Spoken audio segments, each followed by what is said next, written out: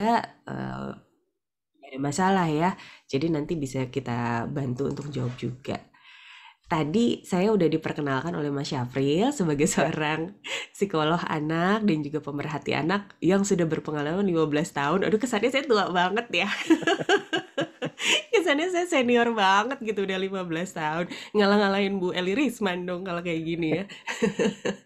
Nah, mungkin 15 tahun itu kehitung sejak saya mulai suka dengan dunia anak-anak kali ya, dan juga mulai kuliah psikologi gitu. Jadi saya juga memang pernah jadi guru di beberapa sekolah, mulai dari tingkat TK sampai dengan SD gitu ya, dan kemudian lanjut kuliahnya di psikologi dan kemudian lanjut di profesi psikologi, dan memang karena suka dunia anak jadi ngambilnya klinis anak dan remaja. Oke, gitu ya Mas April ya untuk ya, tambahannya. Dan mungkin untuk mempersingkat waktu nih sahabat sehat, kita akan langsung aja masuk ke materi ya. Kita akan langsung silakan. masuk ke materi. Saya berarti akan langsung share screen ini sebentar Bisa. ya. Bismillahirrahmanirrahim. Mau dengerin nggak? Kalau dengerin tutup. Oke. Nah, gimana tampilannya Mas April kalau di Ya, sana? sudah terlihat. Sudah terlihat Silakan ya? dilanjutkan. Oke, ini dia. Saya kasih judulnya Sehat Sejak Dini Bisa. Nah, jadi ini memang satu topik yang sangat menarik ya buat saya dan kayaknya pas banget. Bukan karena saya expert, bukan karena saya juga sudah istiqomah gitu dalam melaksanakan, tapi justru ini masih jadi PR. Dan menurut saya setiap orang tua itu penting gitu untuk memikirkan hal ini. Gimana caranya sejak dini anak-anak kita diajarkan untuk mulai melakukan pola hidup sehat, mulai menjalani pola hidup sehat, ya. Dan untuk karena hidup sehat tuh kan banyak banget jenisnya. Seperti apa sih gitu. Nah ini untuk membatasi aja pembahasan kita karena sebenarnya luas banget. Kalau bicara tentang membentuk habit sendiri itu pembahasannya bisa sendiri. Untuk bicara tentang pola hidup sehat pembahasannya beda lagi gitu. Jadi kita batasin aja untuk hari ini ada 3 sesi paling tidak yang akan kita obrolin bareng, akan kita diskusikan bareng. Sesi pertama, mengapa kebiasaan sehat itu penting untuk ditumbuhkan sejak dini. Nanti sesi keduanya akan ada semacam bedah kasus gitu ya, atau pengkhususan lah, kita akan bahas satu satu kebiasaan sehat gitu. Dan nanti sesi tiganya baru eh, ini menuju ke kesimpulan. Jadi ada 5 prinsip dasar pembiasaannya akan seperti apa.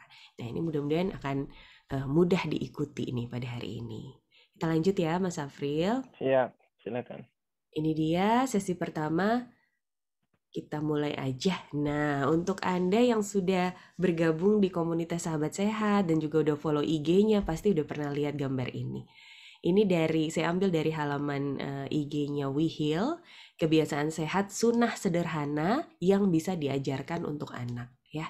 Jadi kalau di sini saya coba hubungkan nih dengan sisi psikologisnya gitu.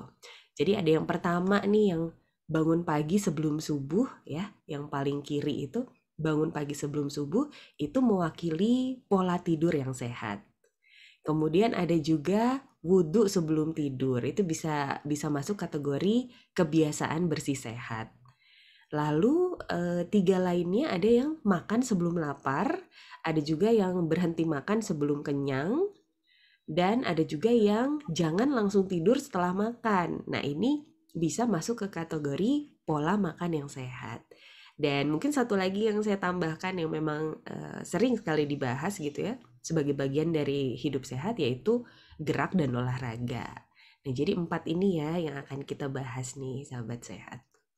Oke, nextnya adalah em, Oke, jadi ini kan mungkin mungkin Mas Syafril mau jelasin dulu sebelum saya lanjut, Mas Syafril, Oh ya, mengenai ini kan soalnya kaitannya dengan sunnah ya. Saya tidak ya, terlalu menguasai memang, jadi monggo kalau misalnya Mas Syafril mau jelaskan dulu. ya. Jadi alasan kenapa kita angkat 5 kebiasaan ini, Yang pertama memang sederhana, dan yang kedua dari ya mungkin pernah dengar cerita lah kalau di zaman Nabi Muhammad SAW pernah ada seorang tabib yang kemudian datang mencoba membuka praktek di Madinah, namun mereka atau tidak ada pasien selama lebih dari 1 tahun. Maka seorang tabib tersebut secara ringkas menanyakan ke masyarakat, kenapa kok tidak ada yang berobat ke klinik, kenapa kok semuanya sehat gitu, alhamdulillah semuanya sehat. Ternyata masyarakat memberikan feedback balik bahwa kami melakukan kami melakukan 2 hal, dan itu adalah salah satunya makan sebelum lapar dan berhenti makan sebelum kenyang. Jadi 2 hal itu aja sudah memberikan insya Allah kesehatan yang cukup baik, karena lebih dari 80% penyakit itu disebabkan dari lambung. Jadi kalau lambung kita atur dengan baik, makan pola kita lakukan dengan baik, maka insya Allah tubuh kita lebih sehat. Maka itu saya angkat 3, jadi makan sebelum lapar, berhenti makan sebelum kenyang, dan jangan langsung tidur setelah makan. Itu sebagai membiasakan diri ya untuk anak nanti insya Allah gedenya mereka lebih sehat. Karena mereka tahu bahwa makan itu adalah pemenuhan kebutuhan, bukan sebagai sebuah yang harus dilampiaskan gitu. Jadi itu. Yang untuk yang lainnya mungkin lebih ke gaya hidup sehat seperti tadi diterangkan. Bangun pagi sebelum subuh. Memang oksigen terbaik ya itu adalah setelah 1/3 malam. Jadi memang sudah terbukti melalui uji medis oksigen yang terbanyak itu adalah setelah 1/3 malam dan setelah subuh. Jadi kita akan melihat bahwa dengan oksigen yang terbaik, maka anak-anak akan mendapatkan asupan oksigen yang terbaik. Kemudian wudhu sebelum tidur, betul sekali, itu kita membiasakan mereka preventif ya. Jadi ketika bersih sebelum tidur, itu maka mereka akan terbebas dari kuman, apalagi yang sering diangkat oleh Dr. Agus Rahmadi, ketika kita tidur dalam keadaan kotor, maka 8 jam kita dalam keadaan kotor, bayangkan. Jadi itu kan akan sangat membahayakan. Oleh karena itu kita biasakan anak, yuk wudhu dulu sebelum tidur, atau setelah sikat gigi wudhu dulu, kemudian dikeringkan baru kita tidur. Itu mungkin sedikit tambahan dari saya kenapa saya angkat sunnah-sunnah ini. Masya Allah ya Mas Safril ya, memang yang namanya sunnah itu kadang-kadang kita berpikir ya udah pokoknya karena itu sunnah harus kita ikuti. Tapi sebenarnya ini banyak sekali alasan-alasan ilmiah di baliknya yang memang bisa, yang sudah dibuktikan gitu ya, memang baik untuk kita ikuti gitu. Insya Allah. Makasih ya Mas Syafril ya untuk tambahannya. Nah, kemudian ini itu tadi ya dari sisi sunnahnya. Nah, kembali lagi kita akan bahas sedikit dari sisi pola makan sehat, pola tidur sehat, kebiasaan bersih sehat, dan gerak plus olahraga ini. Oke, saya akan lanjut ke slide selanjutnya. Nah, ini dia pola tidur sehat. Nah, kenapa sih anak-anak tidurnya harus diatur? Iya, nggak cuma anak-anak ya, sahabat sehat ya. Semua, bahkan orang dewasa, kita pun tidurnya harus diatur.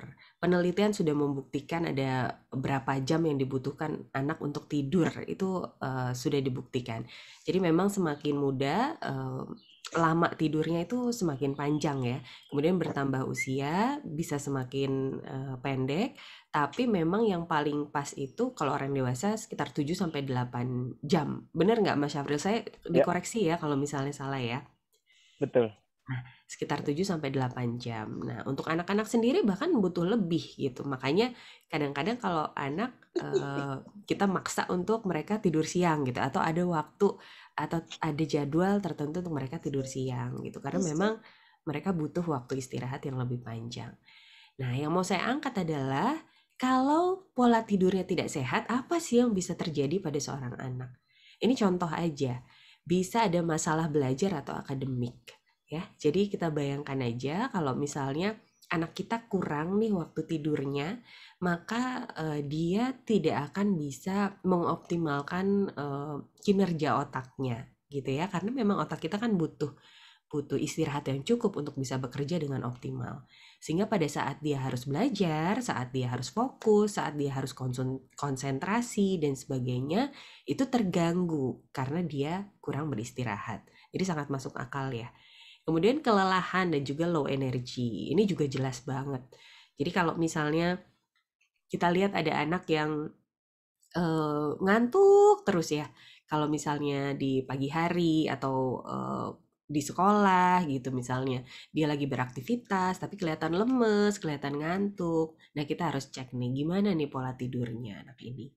Kalaupun misalnya tidurnya cukup gitu ya, cukup nih anak saya tidurnya 9 jam per hari, tapi ternyata jam tidurnya juga loncat-loncat gitu, jam tidurnya nggak teratur. Nah, itu ternyata juga bisa dibilang itu kurang pas gitu pola tidurnya. Karena bagaimanapun kan ritme tubuh kita tuh ada yang namanya circadian itu ya, Mas Afril ya, yang jam biologis gitu yang memang sebaiknya anak tidur itu jam berapa, bangunnya jam berapa dan sebagainya. Itu tadi mungkin salah satunya yang saya hubungkan dengan yang disampaikan Mas Syafril tadi bahwa di sepertiga malam terakhir misalnya jam 3 atau jam setengah 4 itu baiknya memang sudah bangun gitu, anak-anak sudah bangun sehingga waktu tidurnya harusnya memang jauh lebih awal, kita tarik lagi ke lebih awal. Nah, semacam itu untuk pola tidur yang sehat. Kemudian kita bergeser nih. Oh iya sebentar Mas Syafril, ini kalau misalnya ada pertanyaan dari sahabat-sahabat sehat, ini bisa langsung atau gimana ya? Mungkin sekarang di chat box. Hmm, Terus kalau misalnya nanti ada sesi tanya jawab, baru kita jawab. Jika masih ada waktu, baru mungkin bisa naik langsung gitu. oke, boleh, nggak Ya, apa-apa. Jadi saya lanjut aja dulu ya. ya, lanjut dulu. Baik. Kemudian kebiasaan bersih sehat yang tadi dicontohkan dengan berwudu sebelum tidur itu sangat logis ya, sangat logis. Kalau kita tidur 8 jam, tapi dalam kondisi tubuhnya kotor gitu ya, bukan hanya tubuh tapi juga tempat tidur kita misalnya gitu.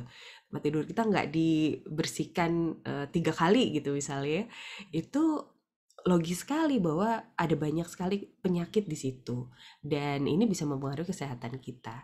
Jadi anak-anaknya mudah sakit karena mereka tidak menjaga kebersihan.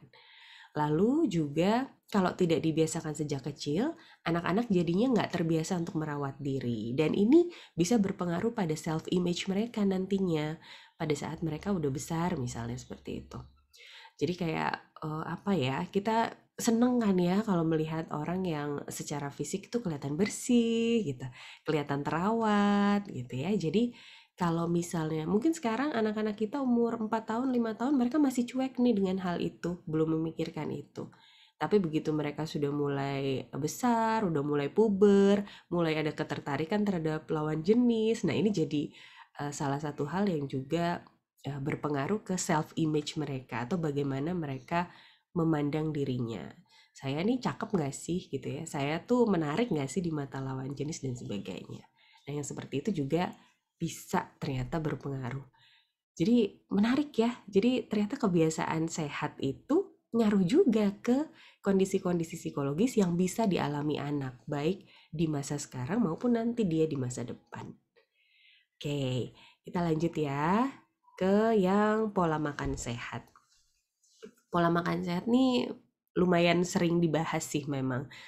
Eee, kalau kita bicara tentang pola hidup sehat gitu, seringnya kita menghubungkannya ke pola makan gitu ya, diet dan sebagainya. Nah, ini contoh masalah yang bisa muncul pada anak. Kalau dari sisi kesehatan ada stunting, stunting atau kurang gizi ya. Jadi nutrisinya tidak terpenuhi, gizinya tidak terpenuhi. Lalu kebalikannya justru ada obesitas, ada anak yang terlalu banyak mengkonsumsi zat-zat atau apa ya, maksudnya makanan, terlalu banyak mengkonsumsi makanan tapi nutrisinya sangat sedikit, makanya jadinya obesitas. Lalu yang ketiga ada juga apa tuh, hiperaktivitas. Nah, ini memang tidak semua anak, ini kasus-kasus khusus aja. Jadi memang kan ada makanan-makanan tersendiri yang bisa memicu hiperaktivitas pada anak-anak berkebutuhan khusus misalnya gitu. Jadi misalnya terlalu banyak gula gitu ya, atau makanan yang misalnya anak kita autisme, maka yang namanya gluten atau tepung terigu itu sangat dihindari. Makanya dipilihnya banyak makanan-makanan yang gluten free gitu. Jadi memang pola makan sehat ini penting sekali ya, sahabat sehat. Lalu yang terakhir adalah gerak dan olahraga. Kita ini lagi nih, kita balik lagi ke obesitas itu tadi. Jelas banget ya, jelas banget bahwa kalau anak kurang gerak, kurang olahraga, em, terlalu banyak duduk saja, apalagi anak sekarang ya, terlalu banyak duduk, ngelihat HP, main HP ya, atau gadget gitu, atau nonton TV gitu. Jadi masalahnya adalah obesitas. Sementara makan terus nih, ngemil terus, ngemil terus masuk gitu. Jadinya wajar kalau misalnya ada masalah obesitas. Lalu masalah lainnya apa? Masalah lain mungkin saja motorik kasar dan juga motorik halusnya jadi kurang terstimulasi gitu. Jadi anak itu nggak punya keterampilan yang memadai gitu, keterampilan atau kemampuan motorik kasar dan motorik halus. Mereka sekedar bisa jalan, bisa lari, sekedar bisa lompat, tapi otot-ototnya nggak kuat gitu, nggak sekuat yang sebetulnya mereka bisa capai. Kalau yang motorik halus misalnya apa? Nah, ini motorik halus malah bisa lari-larinya ke akademik lagi nih sahabat sehat. Jadi misalnya nulis gitu ya. Menulis itu kan butuh keterampilan motorik halus. Jadi jari-jari kita nih motorik halus tuh yang menggunakan otot-otot halus gitu. Seperti misalnya pegang pensil gitu, menulis, menggambar dan sebagainya, atau masang kancing, mengikat tali sepatu, itu motorik halus. Sementara motorik kasar itu yang pakai otot-otot yang besar gitu, kayak misalnya lari, lompat, lempar dan sebagainya. Jadi kalau tadi saya lanjutkan lagi contoh, kalau misalnya motorik halusnya kurang stimulasi, anggaplah dia ini ya untuk menulis, untuk dipakai menulis, itu anak jadi akan cepat lelah saat menulis. Jadi kadang-kadang nih sahabat sehat, kami menemukan bahwa ada anak yang di sekolah dalam kondisi kelihatannya tuh males-malesan gitu untuk belajar, terutama pada saat dia menulis. Ya males-malesan gitu, kayak yang nggak semangat, terus kayak yang lama banget, atau gampang capek dan sebagainya. Itu kita nggak bisa ngecap bahwa dia anak yang males, atau dia nggak punya kemauan, dia nggak punya motivasi. Tapi bisa aja kita cek kemampuan motorik halusnya gitu. Jadi menulis itu kan menulis itu kan butuh energi ya. Nulis itu butuh energi, butuh kekuatan jari jemari juga, butuh kekuatan tangan, dan biasanya kan kalau menulis itu sesuatu yang panjang gitu. Sesuatu yang panjang. Jadi kalau misalnya motorik halusnya tidak terlatih dengan baik, maka dia akan cepat sekali lelah gitu pada saat menulis. Jadi dia baru sebentar aja udah langsung ditaruh lagi pensilnya, atau ngelihat gurunya bikin catatan di panjang di papan tulis, dia udah keburu malas duluan karena dia tahu itu akan capek, akan menghabiskan energinya. Nah, inilah pentingnya gerak dan olahraga. Jadi stimulasi itu. Dan ini termasuk dalam pola hidup sehat juga. Oke. Nah, nah, ini sesi pertama udah selesai nih. Gimana Mas Syafril? Dari Mas Syafril ada yang ingin diperjelas nggak Mas? Atau ditanyakan Ya, sebelum kita lanjut? mungkin nambahin yang di slide sebelumnya bisa. Yang Jadi mana nih? kalau pola makan sehat yang dibiasakan untuk anak, ya memang untuk saat ini kadang-kadang supaya instan banyak terjadi orang-orang tua termasuk saya ya kalau lagi malas gitu, kita akhirnya ambil makanan instan, kemudian junk food. Tetapi di sini dari sisi yang sering diangkat oleh Dr. Agus adalah kita harus perhatikan, harus dihindari namanya 5P ya. Jadi kalau makan sehat itu 5P, kita harus hindari perasa, pemanis, pengawet, penyedap, dan juga kita juga harus menghindari pewarna. Dan ini sangat banyak sekali ada di makanan anak kecil. Jadi kalau Betul. kita beli kayak bubble gum ataupun kita beli jelly, bahkan ice cream itu banyak sekali zat pewarna dan perasa. Jadi rasa yang kita makan itu sebenarnya bukan rasa stroberi asli ataupun rasa alpukat asli, tetapi itu adalah kombinasi dari berbagai zat kimia yang akhirnya sintetis ya, yang akhirnya memberikan dampak kurang baik untuk anak. Nah ini yang memang harus kita waspadai karena banyak yang kan ini dari merek terkenal, tetapi bisa dilihat di situ memang kadang-kadang mereka akan mencantumkan, oh ya udah ini ada apukat asli gitu atau ada stroberi asli. Bahkan ada makanan yang memang dibawa dia tulisannya adalah honey, tapi kalau dilihat dari komposisinya honey-nya cuma 10%. Sisanya apa gitu? Sisanya Iya, iya. ternyata zat sintetis kimia yang dicampur sehingga rasanya kayak madu. Nah, ini yang harus diwaspadai oleh orang tua.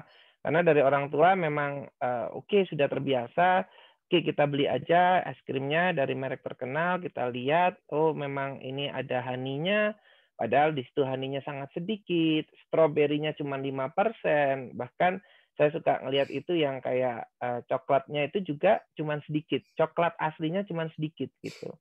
Nah ini yang harus kita waspadai sehingga anak kita tahu bahwa oh kita selain lihat halal, kita juga lihat toyibnya. Nah toyibnya itu tadi kita hindari sebagai awalnya 5P ya. Jadi 5P yang harus kita waspadai supaya anak kita tidak terbiasa sehingga menjadi pelarian. Kadang-kadang anak stres, pelarian dia nyari yang snack yang kurang sehat. Dan ini yang harus kita Betul. waspadai dengan mungkin berbagai jenis mau repotnya gitu. Jadi kita masakkan snack sendiri buat anak, kita buatkan sendiri jus minuman daripada kita menyerahkan ke yang sudah paketan atau yang sudah pakai packaging gitu ya. Itu aja mungkin tambahan dari saya untuk sebagai sahabat sehat untuk dihindari di anak mulai dari kecil 5P. 5P. Itu apa aja tadi, Mas? Pengawet, Nah ini kadang-kadang kalau saya pewarna. ulangin lupa. Perasa, pemanis, pengawet, penyedap, dan pewarna. Oke. Jadi itu ya, sahabat sehat ya. Jadi walaupun misalnya di kemasan snack itu kan biasanya sudah ada nutritional fact-nya gitu ya. Udah ada semacam persen AKG, terus ini buat Ya. berapa kali servings. Tapi tetap saja lebih baik memang kalau bisa sih sebisa mungkin kita hindari aja gitu ya. Ya. Atau sesekali aja kali ya kalau misalnya lagi Sesekali. craving banget, lagi pengen banget. Nggak boleh ya? Nanti saya dimarahin sama dokter Agus. Mumpung dokter Agus nggak ada di sini, jadi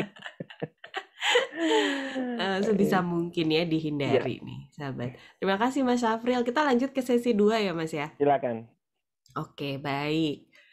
Oke, sesi 2 ini ada contoh dan pembahasan dan pas banget memang contoh dan pembahasannya kaitannya dengan yang pola makan sehat ini. Kalau tadi Mas Syafril menyoroti misalnya snack buat anak-anak, kalau saya di sini pengen ngasih contohnya junk food.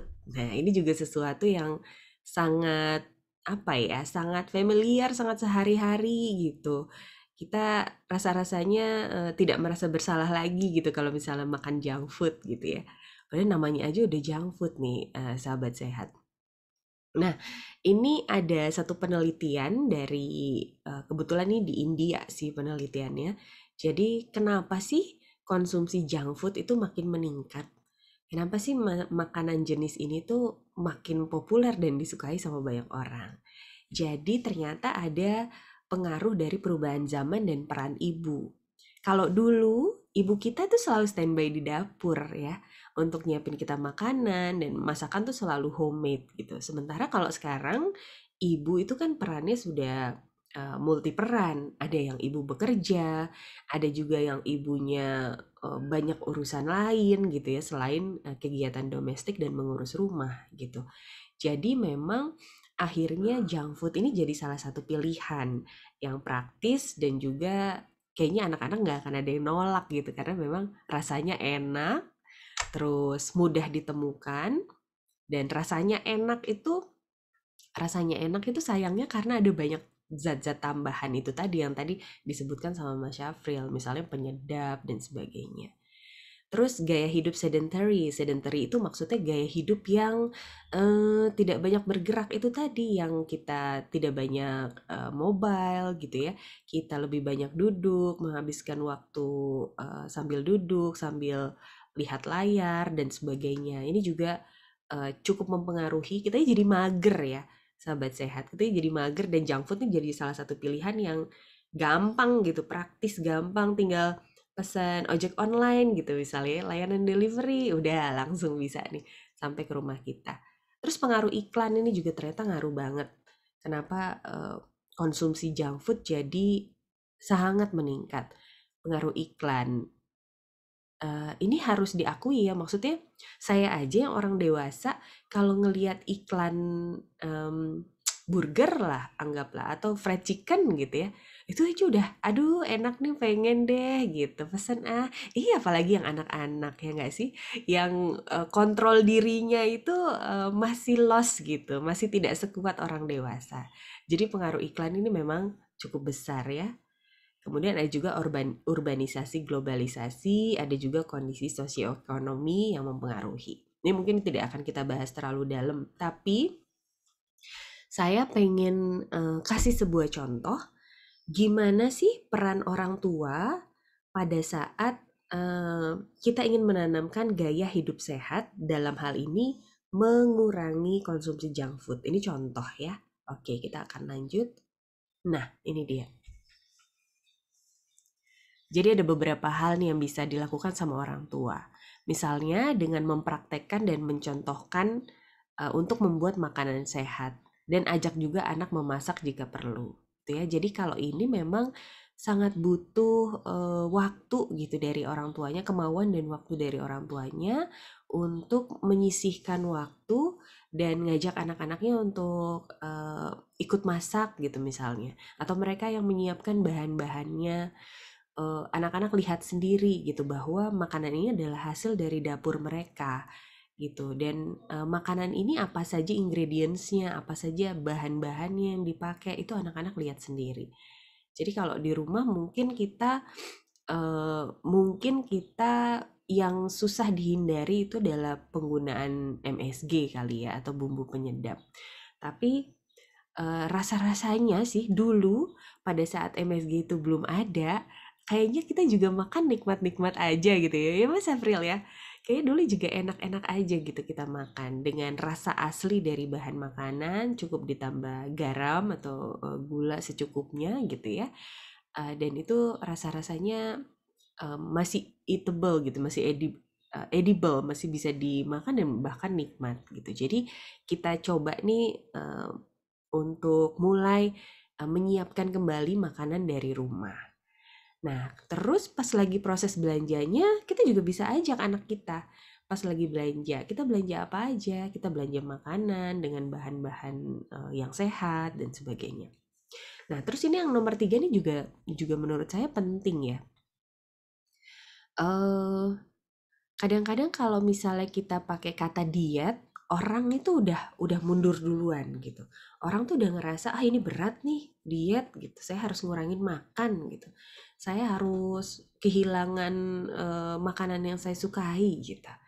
Tapi kalau misalnya kita ganti kata dietnya dengan makan sehat, makanan yang bergizi, makanan mengenyangkan gitu, makanan bernutrisi, itu bisa lebih diterima ya sama kita maupun sama anak-anak.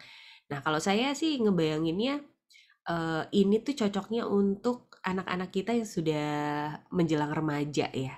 Karena mereka udah lebih concern nih sama yang namanya eh, sama yang namanya penampilan gitu.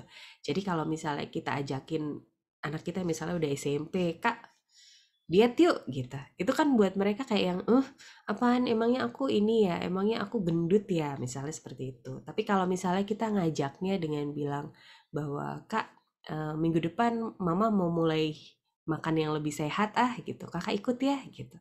Nanti kita sama-sama ya gitu.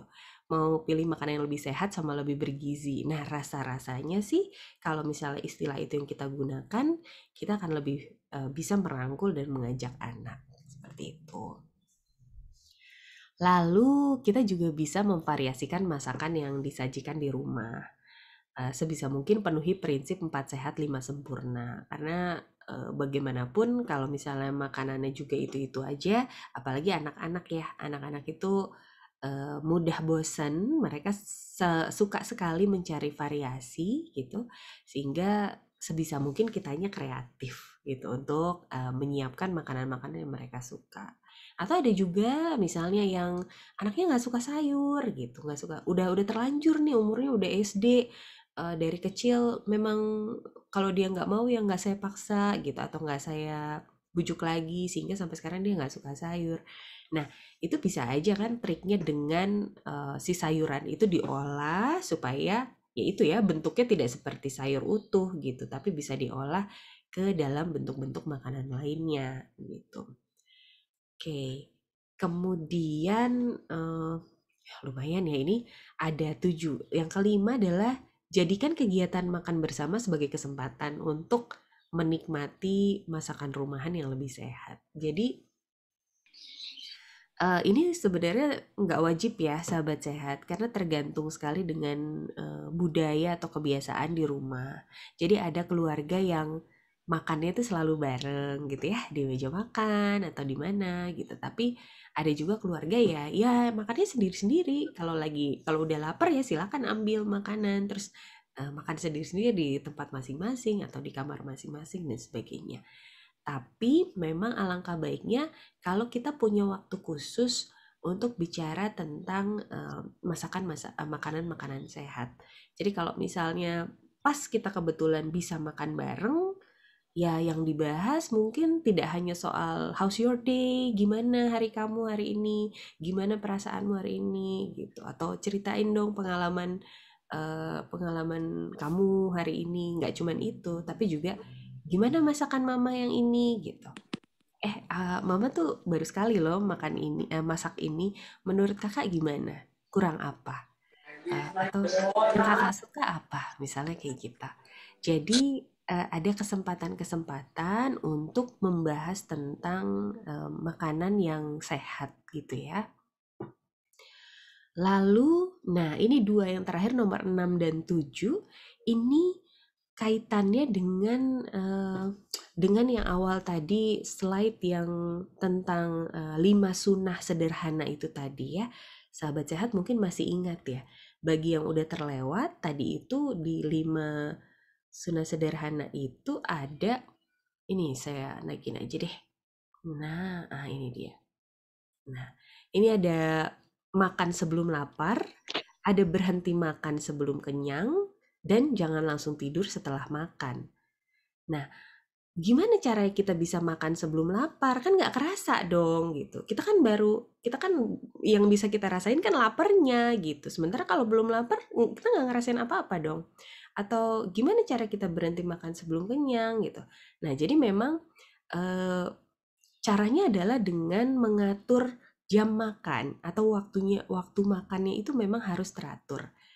Jadi anak-anak tuh tahu gitu eh, kapan dia punya waktu buat makan gitu ya. Ada range ya atau ada apa ya istilahnya ada batas waktunya gitu. Misalnya untuk makan pagi dari jam 7 sampai jam 8 misalnya gitu. Makan siang jam 12 sampai jam 13. Untuk makan malam mungkin ada yang misalnya di bawah jam 6 sore, ada juga yang membolehkan jam 7 sampai jam 8 malam misalnya seperti itu. Tapi intinya dengan memberikan waktu yang teratur dan itu konsisten setiap hari, maka nanti perut atau secara biologis perut kita juga akan terbiasa gitu untuk makannya memang di jam-jam itu saja gitu. Jadi memang tidak menunggu lapar dulu karena kalau kita skip dan kemudian lapar gitu ya, dan kemudian lapar akibatnya bisa macam-macam. Misalnya salah satunya adalah makannya jadi berlebihan. Jadi over banget. Aduh, aku kelaparan banget. Aku nambah 2 piring gitu ya. Karena ini aku lapar banget. Lagian aku udah skip yang tadi makan siang. Jadi makan malamnya boleh dong 2 piring. Enggak gitu juga ya. Jadi memang baiknya kita sudah tentukan gitu waktu makan itu jam segini sampai jam segini. Dan itu dirutinkan atau dikonsistenkan. Nah, ini juga bisa menjawab pertanyaan gimana caranya berhenti makan sebelum kenyang gitu, yaitu dengan mengatur porsi makannya sesuai dengan kebutuhan anak. Jadi sahabat sehat, saya sih bukan dokter ya, saya juga bukan ahli gizi, tapi sorry sebentar. Tapi misalnya nomor 7 nih, siapkan makanan sesuai porsi anak. Jadi kan sesuai usia dengan berat badan itu biasanya ada kaitannya. Kalau kita ngitung misalnya berat ideal BMI-nya berapa, terus misalnya kalori intake-nya yang dibutuhkan oleh anak berapa, itu sahabat-sahabat bisa cari sebenarnya banyak sekali informasinya di internet.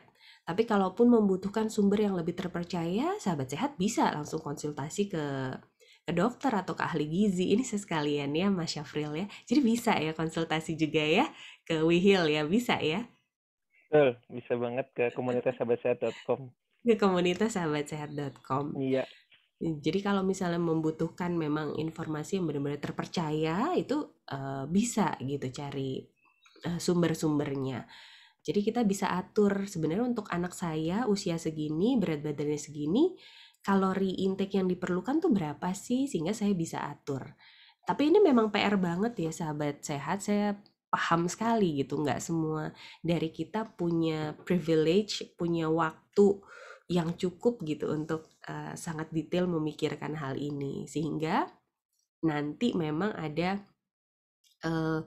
di prinsip-prinsip pembiasaan itu ada salah satu poin yang saya tulis. Poin itu adalah mulai dari yang paling mudah gitu ya. Jadi kalau misalnya Anda pengen menanamkan kebiasaan hidup sehat, mulai dari yang paling mudah dan paling realistis. Tergantung kondisi Anda masing-masing gitu. Oke ya. Sementara untuk peran orang tua, ini kita masih bahas contoh kasusnya tadi junk food ya. Jadi peran orang tuanya semacam ini, seperti ini kira-kira. Oke. Nah, itu dia. Nah, sampai sini gimana Mas Syafril? Apakah lanjut langsung atau ada yang perlu kita bahas lagi? Atau mungkin ada pertanyaan yang berkaitan sama sesi 1 dan 2 tadi? Ya, sebelum masuk ke pertanyaan, ini Mm-mm. saya sedikit tambahin. Jadi memang terima kasih Bu Nuri untuk pembahasan tentang ini. Karena memang dilihat peran orang tua itu sangat penting dan Mm-mm. jadi yang sempat saya angkat di komunitas sahabat sehat dan juga Mm-mm. di Instagram adalah mau repot. Jadi Betul. pesan dari mungkin pernah ikut pengajian dari Ustadz Ayub Hendri ya. Itu kalau orang tua mau investasi waktunya, insya Allah memang harus mau repot. Karena di sini apapun yang diberikan informasinya, tipsnya, kemudian yang dikasih resep-resep bagaimana memberikan makanan sehat, itu ujung-ujungnya ya mau repot. Kalau nggak Hmm. repot nanti ujung-ujungnya ya udah ada nugget, masak aja nugget. Oh ada ini kita Praktis. masak aja lewat pesen aja lewat driver online gitu. Padahal kita nggak tahu apa yang menjadi komposisi dan bahan-bahan yang dipakai. Karena kan selaku produsen mereka biasanya akan memakai bahan yang semurah mungkin. Kecuali memang yang dibeli adalah makanan yang sudah harganya memang ya bisa dibilang tidak murah ya. Oleh karena itu kenapa junk food itu sangat populer karena memang salah satunya murah dan cepat. Sehingga itu yang membuat para orang tua sering tidak mau repot. Termasuk saya harus mengakui saya harus banyak belajar. Oleh karena itu dengan adanya mungkin resep-resep begini, ya kita biasakan mungkin weekend gitu ya, kita mulai ngajak masak anak-anak memasak bareng. Walaupun untuk saat pandemi kita belinya terpaksa harus online, namun masaknya bolehlah kita masak bersama yang udah anak-anak yang bisa mungkin membawa pisau yang mungkin tidak terlalu tajam ya. Itu saya sudah alhamdulillah beberapa kali praktekkan di rumah Hmm. supaya memang anak-anak ikut terlibat gitu dan apresiasi terhadap makanan lebih baik karena dari situ mereka tahu oh saya yang masak loh saya akan makan lebih banyak ini artinya orang yang mempunyai kesulitan Bener. untuk nafsu makan yang kurang ajak aja masak bareng gitu nanti dia akan lebih lapar dalam makan gitu ya jadi Hmm. beberapa literatur juga mengatakan hal yang sama. Nah satu lagi untuk yang kegiatan makan bersama itu kalau sunnahnya memang harus ya, karena kita di Oke. situ ada keberkahan kalau dari hadis. Jadi ketika kita makan bersama, kita secara tidak langsung banyak sekali adanya kita merasa lebih kenyang, lebih cepat kenyang, dan Hmm. lebih appetite-nya lebih tinggi. Jadi ada benefit ganda, lebih kenyang, tapi appetite-nya lebih tinggi. Artinya nafsu makannya lebih baik. Artinya di sini seperti ada hadis juga memberitahukan ketika 2 porsi itu cukup untuk 3, 1 porsi cukup untuk 2. Tapi tidak ada pernah hadis memberitahukan 1 porsi cukup untuk 1. Artinya sebisa Ah, mungkin makan itu bersama. Nah, ini memang bahkan di dunia barat ada buku Never Eat Alone. Bahkan orang barat pun memberitahukan jangan makan sendirian gitu. Nah, ini masa kita kalah sama orang mungkin yang belum mendalamin sunnah, tetapi dia udah mengeluarkan buku bahwa kalau makan itu jangan alone. Makanya di sini ada YouTube tentang yang mungkin Mbak Nuri pernah lihat mukbang mm-mm, ya, makan bareng betul. di orang-orang Korea gitu. Kenapa kok view-nya tinggi banget? Karena ternyata orang-orang itu lebih baik makan sambil ngelihat orang lain makan. Dan kok Oh kayaknya lebih gitu. nikmat gitu. Padahal kita cuma makan misalnya mie instan, tapi yang di sana makan makanan yang ramen gitu ya. Kelihatannya saya makan ramen gitu. Karena memang disitulah. Nah, padahal kita bisa melakukan sendiri di rumah, yaitu dengan makan bersama. Lebih berkah gitu. Itu aja Hmm. mungkin tambahan dari saya. Silakan Mbak Nuri. Oh, mohon Oh, maaf, ada pertanyaan masuk ini ya silakan. di chatting dari Pak Faris. Bagaimana sih konsep sehat ya? Eh, Ketika ada yang memberitahukan bahwa sehat itu yang penting sehat. Kalau kegemukan yang penting sehat, atau yang terlalu kurus yang penting sehat. Mungkin dari Mbak Nuri dijawab dulu, nanti saya tambahin sedikit. Hmm. Iya iya, yang penting sehat. Ya itu ya kalau kalau menurut saya itu justifikasi ya, itu pembenaran sih memang gitu. Karena kita kan untuk bilang kita sehat atau tidak kan sebenarnya ada indikatornya ya, Mas Syafril ya, dan sahabat sehat semua. Apakah kalau misalnya kita kegemukan, orang lain melihat kita kegemukan gitu ya, tapi kitanya merasa, "Ah, saya baik-baik aja kok selama ini, saya nggak pernah ngos-ngosan tuh kalau naik tangga," misalnya. Atau saya, kalau lari oke-oke aja tuh, gitu. Atau saya nggak pernah ngerasa, apa ya, saya nggak pernah ngerasa terlalu berat gitu pada saat, bernafas dan sebagainya.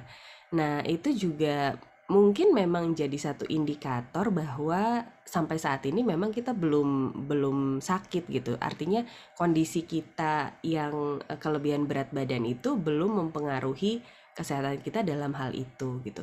Cuman kalau misalnya ini belum dari sisi kesehatan ya, nanti mungkin Mas Syafril yang bisa lebih menjelaskan gitu.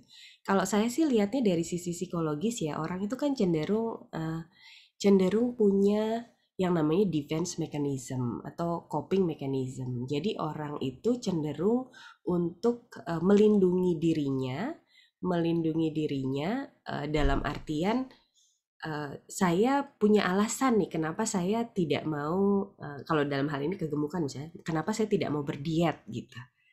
Orang lain tidak berhak menyalahkan saya nih karena saya punya alasan. Nah, salah satu alasannya adalah saya merasa sehat-sehat aja kok gitu. Itu kalau kita bicara tentang defense mechanism. Jadi ada cara-cara tersendiri, salah satunya dengan justifikasi atau pembenaran itu tadi. Uh, tapi sebenarnya kalau misalnya mau dilihat lebih lanjut, itu kan adanya di mindset ya, Mas Syafril. Kalau misalnya kita memang ingin merubah gitu seseorang, mindset seseorang, maka itu syaratnya adalah dianya memang harus disadarkan dulu gitu. Nah, dilalainya atau nggak enaknya adalah kadang-kadang orang itu baru sadar kalau misalnya udah sakit. Nah, kan kita nggak mau seperti itu ya. Kita nggak mau seperti itu. Lihat nanti deh. Nanti kalau udah sakit baru kapok deh, baru diet deh. Nah, kita nggak mau seperti itu ya, gitu. Jadi kalau misalnya ini adalah orang yang kita kenal baik, orang yang memang kita sayang gitu ya, orang yang ada di lingkaran terdekat kita, kayaknya diomongin dari hati ke hati gitu deh. Kekhawatiran kita apa, terus misalnya kenapa kita pikir dia lebih baik kalau misalnya dia mau menurunkan berat badannya, misalnya seperti itu. Atau kadang-kadang orang juga lebih kena kalau misalnya dihubungkannya dengan orang-orang yang dia sayang. Misalnya gini, bukannya kita ngedoain yang enggak-enggak ya, tapi maksudnya eh, kamu kan pasti pengen sehat ya gitu kan, kamu pengen umurmu panjang gitu, kamu kan pasti pengen lihat anakmu nikah misalnya yang kayak gitu, kamu pasti nanti pengen juga nimang cucu dan sebagainya. Kadang-kadang orang tuh ada gitu, orang yang harus ditakut-takutin dulu gitu untuk hal-hal semacam itu. Padahal sebenarnya kita nggak nakut-nakutin ya, cuman maksudnya kita berusaha mengajak dia untuk jadi lebih baik aja gitu, hidupnya jadi lebih sehat aja. Nah kalau saya sih ngelihatnya gitu ya, Mas Faris ini yang nanya ya, gitu. Jadi kalau Ya, misalnya kita betul Pak Faris. kenal kenal baik dengan orangnya, kita dekat dengan orangnya, kayaknya heart to heart gitu, ngomong dari hati ke hati itu penting sih. Karena mindsetnya harus diubah gitu. Kalau dari sisi kesehatan gimana Mas Syafril? Ada nggak orang yang misalnya obesitas atau terlalu kurus justru tapi dia sehat gitu? Ada nggak sih? Ya, kalau saya sih bawanya dari contoh kita ya. Jadi ketika kita lihat contoh kembali kepada sunnah adalah Mm-mm, kembali kepada Rasulullah Shallallahu Alaihi Wasallam mm-mm, dan sahabat-sahabatnya gitu. Artinya untuk kalau beliau sudah di zaman Nabi Muhammad SAW pasti mencontohkan yang terbaik ya. Dan dari mm, situ kita juga bisa melihat bahwa memang betul ada beberapa sahabat yang kurus, ada kayak sahabat Abu Bakar. Kemudian ada sahabat yang tinggi besar dan mungkin besarnya itu juga termasuk gemuk gitu ya. Nah itu kita lihat bahwa di sini adalah yang penting sehat sebenarnya kita cek dulu. Yang penting sehatnya itu dari mana referensinya. Artinya mm-mm, apakah dari sisi anaknya itu sudah terbiasa hidup sehat, artinya melakukan makan yang sehat, kemudian bersih, kemudian dia memang tidak banyak makan junk food, yang 5P yang sempat saya angkat tadi, pemanis, perasa, penyedap, pewarna, dan pewarna, mm, maka itu mungkin bisa. Tetapi sekali lagi kita juga nggak boleh terlalu naif karena orang mm, gemuk tapi maaf anak gemuk tetapi orang tuanya juga gemuk ya insya Allah nggak apa-apa ya artinya gennya juga oke mm, asalkan mm, mm, tidak terlalu gemuk gitu artinya kalau tidak terlalu gemuk di situ ada BMI body mass index yang bisa kita cek kemudian seperti kata tadi Mbak Nuri apakah dia olahraga juga bisa dilakukan dengan baik oke nggak mm, apa-apa atau orang tuanya kurus kemudian pingin anaknya gemuk nah ini agak susah juga karena gennya orang tuanya makannya normal tapi tetap kurus berarti nggak usah dipaksakan anak harus gemuk nanti yang terjadi anak akhirnya tidak menikmati gitu jadi mm, kita harus balance jadi kita lihat aja oh anak saya selama ini juga puasa alhamdulillah mau diajak oke terlalu gede lah ngomong puasa dia hidupnya bersih gitu ya kemudian makan juga alhamdulillah dengan orang tuanya juga makan sehat mm. jadi di situ penyakit imunitasnya juga alhamdulillah bagus, jarang sakit, mungkin sakit cuman flu, batuk kecil, kemudian segera sembuh. Insya Allah kalau dari yang sering saya dengarkan dari pembahasan Dr. Agus Rahmadi itu juga sudah termasuk sehat gitu. Oke, Baik, oke. mungkin itu sedikit tambahan dari saya.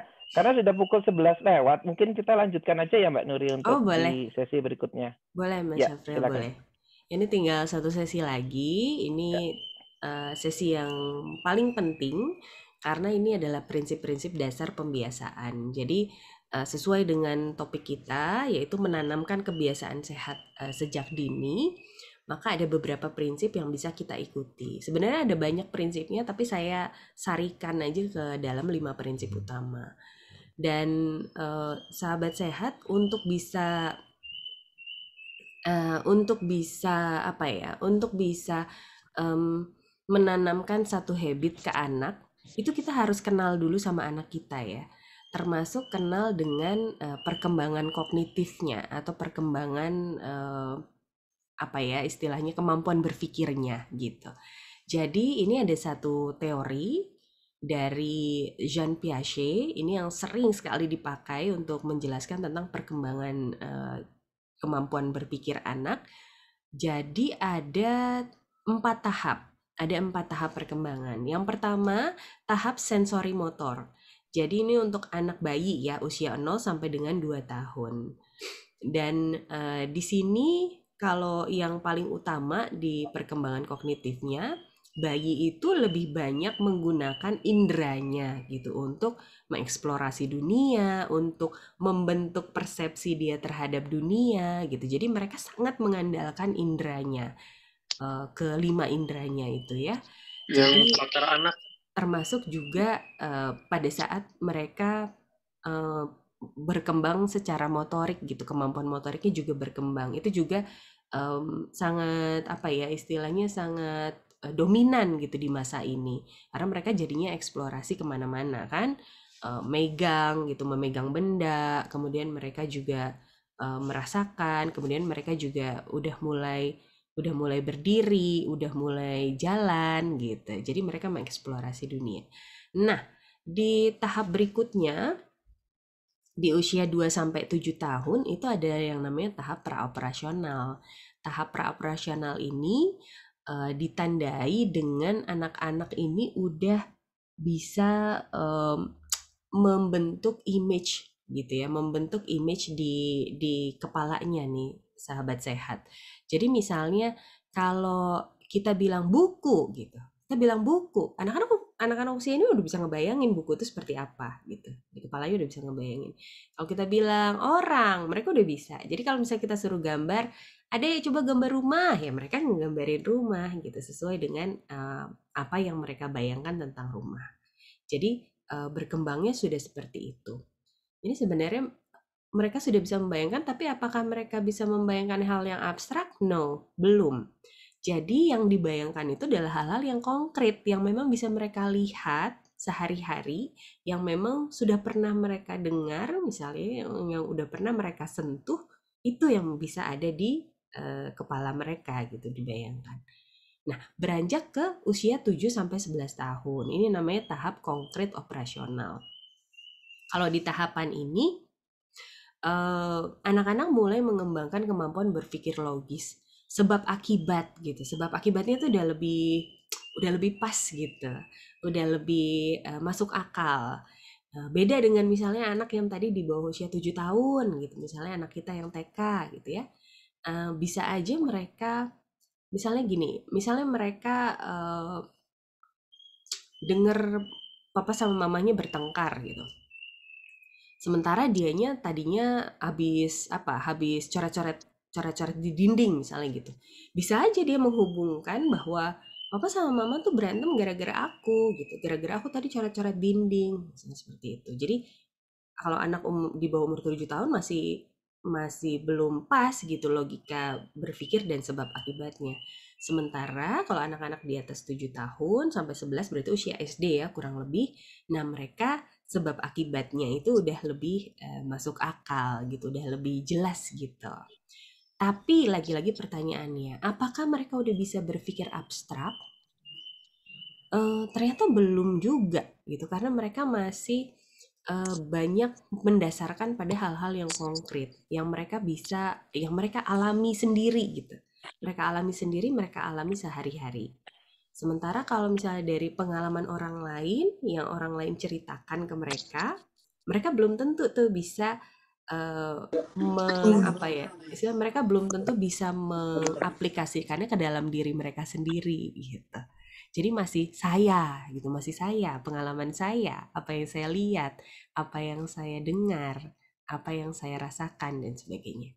Nah, begitu mereka masuk usia remaja, baru deh ada tahap formal operasional. Jadi usia 11 sampai 15 tahun bahkan sampai usia dewasa karena Piaget memang cuman 4 tahap ini ya. Jadi ini sampai dewasa. Disinilah baru anak-anak ini punya kemampuan untuk berpikir abstrak, mereka bisa menalar secara logis, mereka juga bisa menganalisa dan menarik kesimpulan dari informasi-informasi yang tersedia. Nah, sahabat sehat, kenapa sih ini penting untuk kita bisa menanamkan habit pada anak-anak? Ya, karena kita tadi udah bicara ya tentang berpikir abstrak dan berpikir konkret. Ini sekarang kita bayangkan, misalnya kita bicara tentang kenapa kesehatan itu penting. pasti beda pada saat kita bicara dengan anak usia 6 tahun dengan saat kita bicara dengan remaja, misalnya dia umurnya 13 tahun. Kenapa kesehatan itu penting? Nih, Mas Syafril, aku mau tanya deh. Menurut Mas Syafril bedanya apa?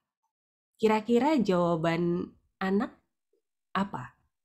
Kira-kira aja. Kalau kenapa kesehatan penting ya?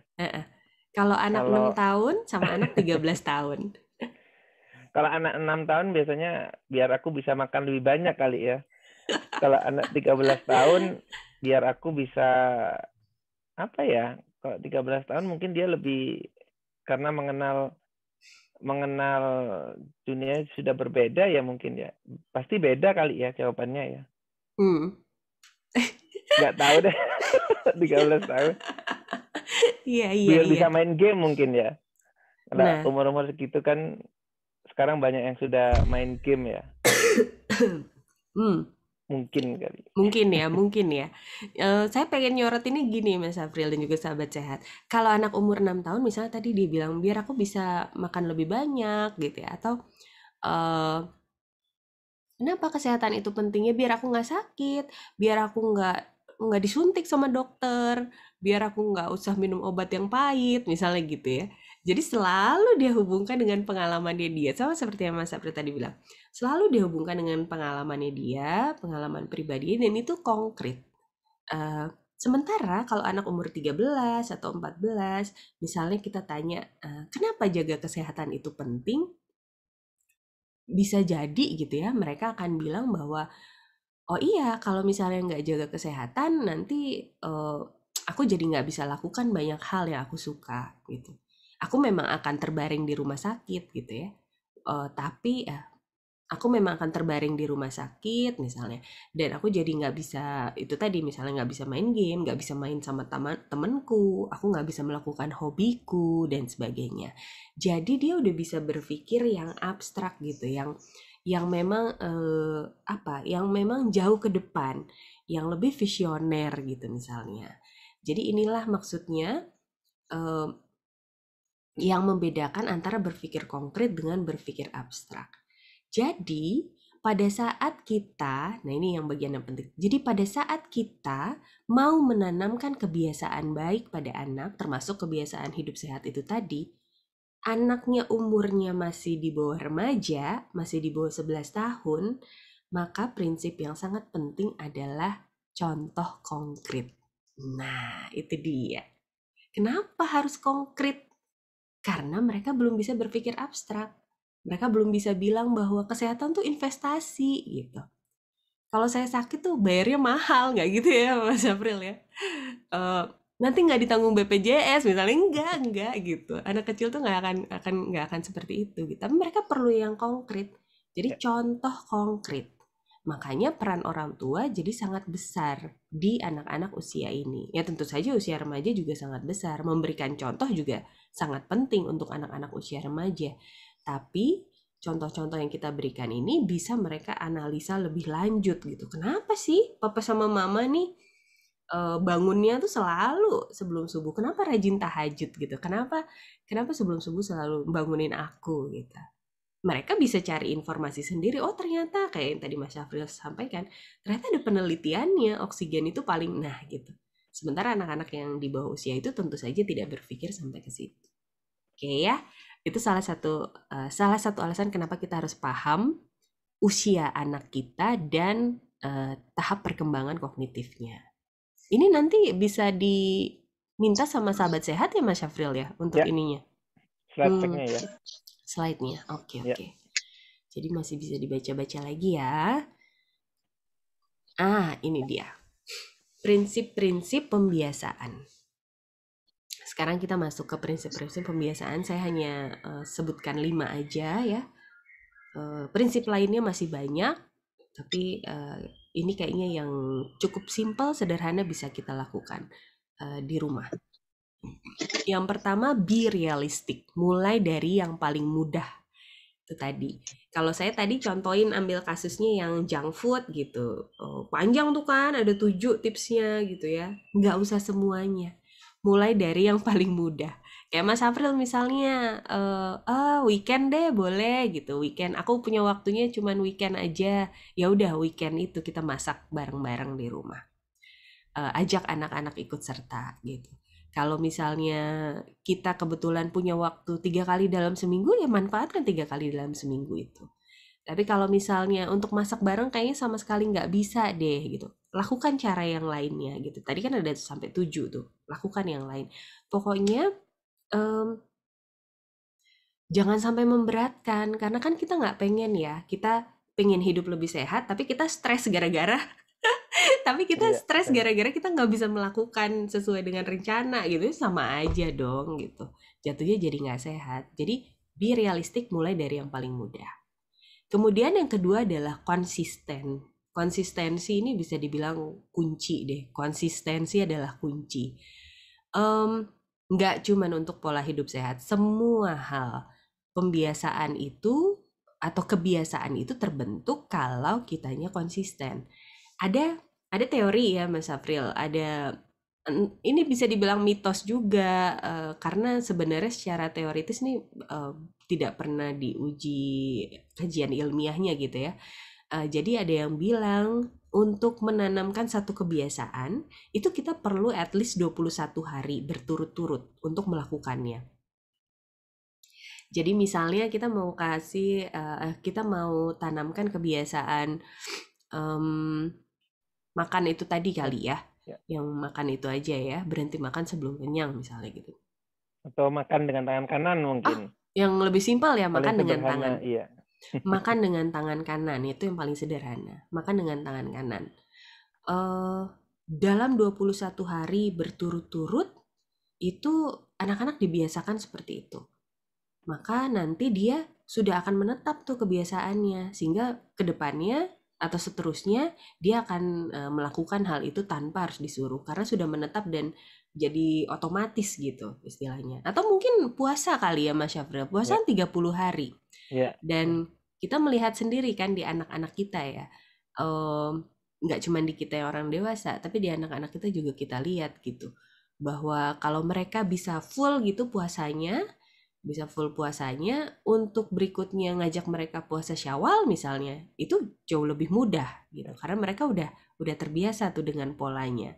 Itu bahkan 30 hari.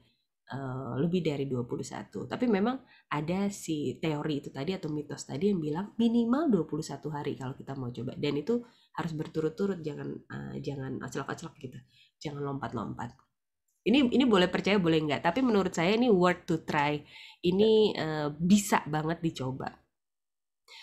Eh Kemudian konsistensi ini nanti kaitannya dengan evaluasi dan monitoring. Tapi mungkin saya beri contoh dulu ya. Yang beri contoh. Beri contoh itu tadi nih Mas Syafril yang udah kita sebutin. Anak-anak butuh contoh konkret. Jadi mari Bapak Ibu, sahabat sehat semua, kalau kita pengen anak kita punya pola hidup sehat, kitanya harus menjalani pola hidup sehat dulu. Gitu. Jadi contoh itu penting banget. Jangan sampai anak kita bilang, mama aja enggak, kenapa aku yang disuruh? Jangan sampai kayak gitu ya. Jadi pokoknya em, apa ya, walk the talk lah gitu. Jadi kita ngomong apa ya itu kita jalani juga gitu ke anak-anak. Dan sekali lagi nih bukan cuma soal kebiasaan sehat, segala hal kasih contoh ke anak-anak. Apalagi anak-anak yang masih kecil gitu, masih di bawah remaja. Contoh konkret itu penting buat mereka. Lalu kemudian yang ungu-ungu ini ada reward, ada praise, ada motivate. Jadi em, sebenarnya ada beberapa pendapat ya Mas Syafril ya tentang dan sahabat saya semua tentang pemberian hadiah gitu, pemberian pujian untuk menyemangati anak-anak gitu. Ada beberapa pendapat. Ada yang kurang setuju dengan memberikan hadiah karena menurut mereka nanti motivasinya anak-anak jadi motivasi ekstrinsik dong gitu. Motivasinya jadi berasal dari luar dong karena mereka mengharapkan hadiah gitu. Bukan karena mereka sadar. Tapi di lain pihak, yang setuju dengan konsep reward dan praise serta motivating ini, biasanya mereka melihat usia anak. Karena nggak bisa dipungkiri bahwa anak-anak yang lebih kecil memang salah satu cara untuk membuat mereka melakukan sesuatu yang kita harapkan adalah dengan motivasi eksternal lebih dulu. Jadi kita memang harus paham itu tadi ya sahabat sehat, paham perkembangan kognitif anak dulu gitu. Jadi kita nggak bisa bilang bahwa dari kecil tuh anak-anak udah bisa diajak untuk hidup sehat tanpa mereka dikasih praise gitu, dikasih reward. Ya bisa aja kalau misalnya contohnya memang kita konsisten ngasih contoh dan sebagainya. Tapi kalau ada anak yang butuh untuk menggerakkan awalnya itu butuh dikasih reward dulu, kalau buat saya pribadi ya, mungkin banyak rekan-rekan yang juga tidak sependapat dengan saya atau mungkin ada juga sependapat. Tapi kalau buat saya pribadi, pemberian reward yang pada tempatnya itu masih dibolehkan, atau pemberian pujian atau apa ya istilahnya, kalau bukan pujian mungkin apresiasi gitu ya ke anak yang pada tempatnya itu masih dibolehkan gitu. Jadi misalnya itu tadi dia makan pakai tangan kanan gitu. Kita bisa kok selalu appreciate anak dengan bilang, "Wah, Adek makannya pakai tangan kanan," gitu. Udah nggak pakai tangan kiri lagi gitu. Sebenarnya buat anak-anak dengan pengakuan atau apresiasi semacam itu mereka juga udah happy gitu ya. Oh, aku dapat perhatian nih dari orang tuaku gitu. Aku dapat pengakuan dari orang tuaku. Tapi kalau buat hal-hal lain yang misalnya masih agak berat mereka lakukan gitu, misalnya bangun sebelum subuh itu tadi ya, mungkin tidak semua anak bisa langsung mengikuti gitu kan. Bisa saja sih dikasih juga semacam reward gitu, dijanjikan gitu akan diberikan ini, diberikan itu. Dan menurut saya itu nggak masalah sih, karena nanti seiring perkembangan usia mereka, kita bisa selalu bilang gitu, kenapa sih ayah sama bunda gitu minta kamu untuk melakukan ini, alasannya ini. Seiring bertambah usia, anak-anak bisa diajak berdiskusi gitu, bahwa ada alasan lain kenapa dia melakukan itu, ada manfaat lain yang akan dia dapatkan pada saat dia melakukan itu. Bukan hanya manfaat mendapatkan barang dari ayah dan bunda, tapi ternyata ada manfaat lain yang akan dia rasakan gitu. Itu nanti seiring berjalannya usia, anak-anak bisa diajak berdiskusi tentang hal itu. Oke. Nah, yang terakhir, prinsip-prinsip pembiasaan yang terakhir adalah evaluasi dan monitoring. Ah, ini kesannya apa gitu ya, program program apa gitu, harus ada evaluasi sama monitoring gitu. Cuman masalahnya sahabat sehat, kalau kita bicara tentang habit building atau kebiasaan baru gitu ya, membangun kebiasaan baru, ini adalah hal yang cukup penting. Karena kita kan nggak pengen ya, misalnya kita cuma punya planning, kita cuma punya rencana aja. Saya mau anak saya menghindari junk food misalnya gitu. Saya mau anak saya nggak makan junk food lagi. Atau apa ya, simpelnya saya pengen anak saya makan buah setiap hari, itu aja deh yang gampang, yang bisa dilihat setiap hari. Saya pengen anak saya makan buah setiap hari. Nah, kalau kita nggak punya catatan, kita tidak memonitor gitu prosesnya dia selama beberapa hari atau misalnya selama sebulan dan sebagainya, itu hanya akan jadi rencana aja gitu. Kita nggak tahu bahwa ini berhasil atau enggak gitu. Kita nggak tahu bahwa ini ada yang perlu, cara saya udah bener apa belum ya gitu. Atau ini ada yang perlu ditambahin atau dikurangin nggak ya gitu. Caranya atau porsinya atau jenisnya atau gimana. Jadi evaluasi sama monitoring itu perlu. Tapi kabar baiknya adalah sekarang sudah banyak alat atau apa ya, media gitu yang bisa kita pakai untuk membantu kita untuk memonitoring. Nah, ini salah satunya habit tracker. Habit tracker ini, nah ini dia. Ini dia contohnya ya, Mas Afril dan sahabat sehat. Kalau yang di kiri, ini The Good Habits of Louisa, ini cocok buat anak-anak yang masih kecil gitu ya, warna-warni, banyak gambar-gambarnya, terus ngisinya juga gampang gitu. Ini juga bisa diisiin sama orang tuanya gitu dan sebagainya. Jadi kalau sebelah kiri ini misalnya dia gosok gigi, gosok gigi. Jadi 1, 2, 3, 4, 5, 6, 7. Jadi ini mingguan nih, mingguan. Ini di Senin, Selasa, Rabu, Kamis, Jumat, Sabtu, Minggu. Menggosok giginya ditandainnya dengan dikasih warna. Kalau misalnya hari ini dia melakukan, besoknya melakukan dikasih warna lagi. Terus yang nomor 2 misalnya bed, ngerapin tempat tidur gitu. Di hari Senin dia ngerapin tempat tidur nggak? Oh iya ngerapin, makanya diwarnain biru. Sampai dengan hari Minggunya ternyata dia rutin gitu. Nah school bag itu kan berarti nyiapin tas gitu ya buat sekolah. Nah ini bisa kelihatan ternyata buat sampai hari Jumat dia ngerapin. Nah mungkin Sabtu dan Minggu karena libur jadi dia nggak ngerapiin gitu. Dan seterusnya. Ini bisa diisi apa aja kan? Sampai nomor berapa gitu misalnya. Terus lucunya adalah di sini tuh ada komentar dari ibunya gitu. Jadi mom says gitu. Jadi komentar ibu great gitu. Ini apresiasi banget sih buat anak-anak kalau yang seperti ini. Sudah love-love-nya gitu. Nah, sementara yang sebelah kanan ini bisa untuk anak SD yang lebih besar sama anak SMP ya gitu. Jadi ini simple sih bentuknya tuh bulat gini, angka 1 sampai 31 itu menandakan tanggal. Jadi ini memang habit tracker yang sebulan gitu ya, sebulan penuh. Terus ini kan barisnya ada 5 ya. 1 2 3 betul. Barisnya ada 5, itu nanti bebas diisi nih. Ini sayangnya saya nggak bisa nunjuk ya di sini, nggak ada pointersnya ya. Mas Syafril. Ada kelihatan? Oh kelihatan nih, ini Kelihatan gerak-gerak ya. kelihatan. Ya. Ah, sip. Oke. Berarti di sini misalnya kok hilang? Nah, Hilang. ini ini bisa diisi dengan apa? Kebiasaan saya tadi. Makan buah setiap hari gitu. Tanggal 1, ini anaknya bisa langsung ngisi sendiri anak lebih besar. Tanggal 1 kasih tanda centrang. Tanggal 2 centrang. 3 aduh aku skip, silang gitu. Ini centrang lagi. Ini di baris kedua misalnya, tadi udah makan buah, yang ini apa? Minum gitu ya, minum 8 gelas sehari gitu. Atau ini yang ini olahraga gitu. Jadi jelas gitu, kelihatan nanti pada saat akhir bulan tinggal dilihat aja konsistensinya bagaimana, terus dia di hari-hari apa dia bolong gitu. Nanti bisa kalau anak yang lebih besar bisa diajak diskusi.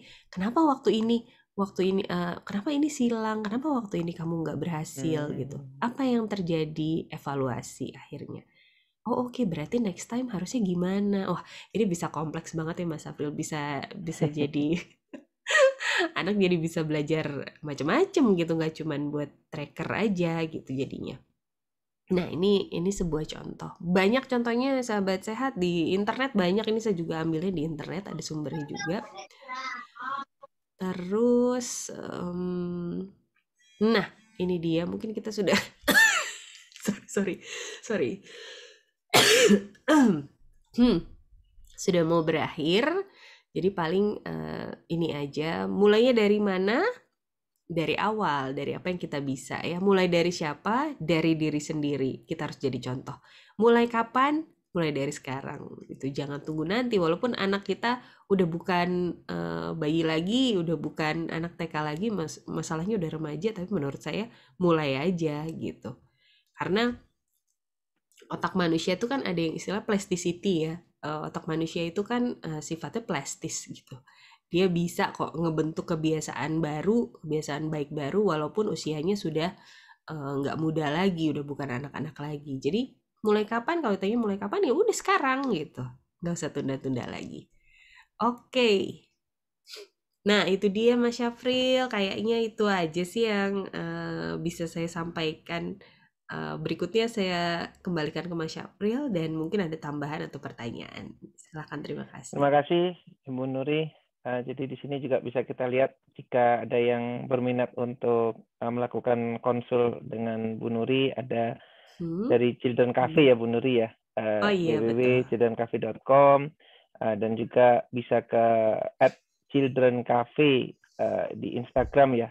Mohon Iya, maaf, Children Cafe ID. @childrencafe_id ya. Betul. Jika ingin mengikuti Instagramnya, insya Allah tips-tips dari parenting juga bisa dilihat.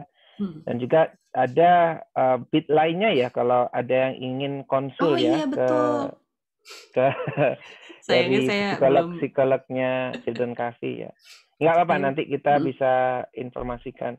Sedikit tambahan dari saya, jadi ada yang tadi slide berkenaan dengan tahap kembang anak. Memang di sisi Islam kita juga tahu bahwa setiap range umur itu kita juga harus mempunyai pendekatan yang berbeda supaya kita tahu bahwa anak itu tidak bisa dipaksakan. Jadi ada yang udah bisa diajak diskusi, ada yang cuman tidak bisa atau belum bisa diajak diskusi ya. Artinya gini, ketika dicontohkan oleh Nabi Muhammad SAW, bahkan Nabi Muhammad sendiri waktu kecil umur 0 sampai 4 itu yang dibiasakan adalah atau yang dibentuk adalah bahasanya. Artinya di situ dibuat atau situasinya adalah di kampung yang bahasanya masih murni, yaitu dengan ibu persusuannya, yaitu ibu Bunda Halimah. Di situ dibuat bahwa memang tidak ada tekanan sama sekali, hidupnya bahagia, kemudian temannya banyak. Jadi sebisa mungkin di range umur 0 sampai 4 tahun itu memang kita harus gimana anak itu bahagia ya, supaya perkembangan bahasanya bagus, motoriknya bagus, motorik kasar maupun motorik halus. Karena memang Nabi Muhammad SAW di umur segitu memang semuanya serba bagus gitu. Sampai kita mulai ada berbagai jenis cobaan ya, mulai dari umur 6. Tapi dari sini kita bisa lihat bahwa beberapa perintah dari Nabi Muhammad SAW juga sholat itu umur 7 tahun gitu. Jadi kalau tidak sholat di bawah umur 7 tahun nggak Masih masalah. nggak apa-apa. Cuman jangan sampai kita juga membiarkan, ya udahlah mau 7 tahun masih lama ini. Tapi seperti tadi Mbak Nuri sempat sebutkan, dicontohkan. Jadi kalau sholat, misalnya mungkin saat ini pandemi ya, ini saat yang paling besar sebenarnya, paling bagus untuk memberikan contoh ke anak. Ketika masjid Betul. mungkin banyak yang ditutup, banyak yang harus sholat di rumah mungkin. Kita contohkan ke anak itu dilihat, nanti anak ikut-ikutan sholat dekat kita. Tetapi banyak yang sering terjadi, nggak sholat, langsung nauzubillah min dzalik diberikan hukuman yang kurang baik lah, padahal umurnya masih belum sadar. Kenapa harus sholat gitu. Nah, ini saya sangat setuju sekali. Nah, satu lagi tambahan mengenai reward, praise, dan motivation. Dari sisi sunnah atau dari hadis yang ada, bahkan di Al-Quran sendiri, seringkali memang membahas sebuah amalan itu akan dikaitkan dengan pahalanya, akan dikaitkan dengan ganjarannya, akan dikaitkan dengan apa yang akan kita dapat. Walaupun banyak yang akan dikaitkan dengan hari akhir atau nanti setelah di akhirat, tapi banyak juga yang atau kita sering mendapatkan ketika kita sedekah, maka kita akan mendapatkan ganjarannya di dunia juga gitu. Nah, di situ ada di hadisnya, tinggal kita beriman atau enggak. Nah, sebenarnya dari situ saya mengambil kesimpulan, enggak masalah kita memberikan sebuah reward ke anak, asalkan seperti kata Mbak Nuri tadi, itu pada tempatnya. Dan memang dibiasakan anak itu earning. Jadi ketika dia melakukan sesuatu secara 30 atau tadi 21 hari berturut-turut ya, maka kita kasih, you earn something. Anda atau anak, kamu mendapatkan sesuatu karena 21 hari kemarin kamu makannya tangan kanan terus gitu. Jadi kita kasih hadiah, mungkin hadiah kecil, mainan atau apa, sehingga dia merasa, ya udah aku lebih semangat gitu. Dan beberapa rujukan di Al-Qur'an pun Nabi Muhammad SAW oleh Allah diberikan motivasi gitu. Jadi itu sangat-sangat dicontohkan di Islam. Artinya ketika Nabi Muhammad lagi down, waktu itu pamannya Abu Thalib meninggal, ibundanya juga meninggal di tahun yang sama, di tahun kesedihan, maka Allah memberangkatkan Nabi Muhammad SAW untuk Isra Mi'raj, ketemu dengan nabi-nabi yang sebelumnya. Itu adalah sebuah motivasi sebenarnya, bahwa nggak usah down. Dulu masih banyak nabi-nabi yang atau rasul-rasul sebelumnya mengalami hal yang sama. Artinya motivasi. Di sini penting juga untuk anak. Jadi tadi seperti Ya, tap on the back, kemudian great, dikasih di di dashboardnya tadi, itu iya sebuah betul. perefleksian yang cukup bagus agar anak tahu bahwa dia itu mendapatkan perhatian dari orang tuanya, seperti Mhm. Rasulullah SAW tidak dicuekkan oleh Allah dalam menjalankan dakwahnya. Jadi tetap dimotivasi dan dimonitor seperti itu. Itu Mhm. aja sih tambahan dari saya. Ini ada pertanyaan ya dari Ibu Reni. Iya. Ada juga yang masuk ke saya juga sebenarnya, tapi kita bahas dulu yang di chat box. Bagaimana mendidik anak yang kurang konsentrasi, begitu juga untuk yang speech delay di tengah kesibukan orang tua dan di lingkungan yang kompleks. Silakan, Mbak Nuri. Oh, oke. Ini memang kaitannya bukan dengan pembiasaan ini ya, Mas Syafril ya. Oh iya, mohon maaf, ini udah di luar tema, tapi silakan kalau Boleh. hendak menjawab. Iya, iya. Kalau misalnya untuk yang kurang konsentrasi dengan yang speech delay, ini berarti saya asumsinya satu anak ya, satu anak yang sama mengalami masalah ini, speech delay dan kurang konsentrasi. Nah, kalau untuk speech delay sendiri, memang Ibu ini tidak bisa dilakukan oleh kita ya sebagai orang awam. Jadi memang harus dibawa ke profesional. Jadi biasanya kan nanti akan ada terapi gitu ya, akan ada terapi oleh psikolog maupun terapis wicaranya. Jadi ada cara-cara tertentu dan nanti biasanya akan dilanjutkan di rumah gitu. Jadi oleh terapisnya itu nanti akan dikasih PR gitu istilahnya oleh kepada orang tuanya yang bisa dilakukan atau dilanjutkan di rumah tuh yang mana gitu. Tapi saya sebenarnya pengen tahu juga sih karena apa ya, maksudnya usia anaknya berapa gitu. Karena kadang-kadang satu anak dengan anak lain kan tidak sama ya. Memang kita punya semacam pedoman bahwa kalau udah umur sekian anaknya belum bisa bicara juga, itu berarti masuk kategori speech delay. Tapi ada juga anak yang misalnya sampai umur 2 tahun nih. Sampai umur 2 tahun kok dia belum ini ya, masih masih kata-katanya masih cuman bubu, baba gitu. Kadang-kadang ada yang menyarankan untuk ditunggu aja dulu sampai umur 2,5 misalnya ya. Untuk umur 2,5, eh, lihat apakah kondisi itu masih berlangsung. Kemudian banyak juga yang menyarankan untuk ngecek bukan hanya ke psikolog, tapi juga misalnya ke dokter THT misalnya.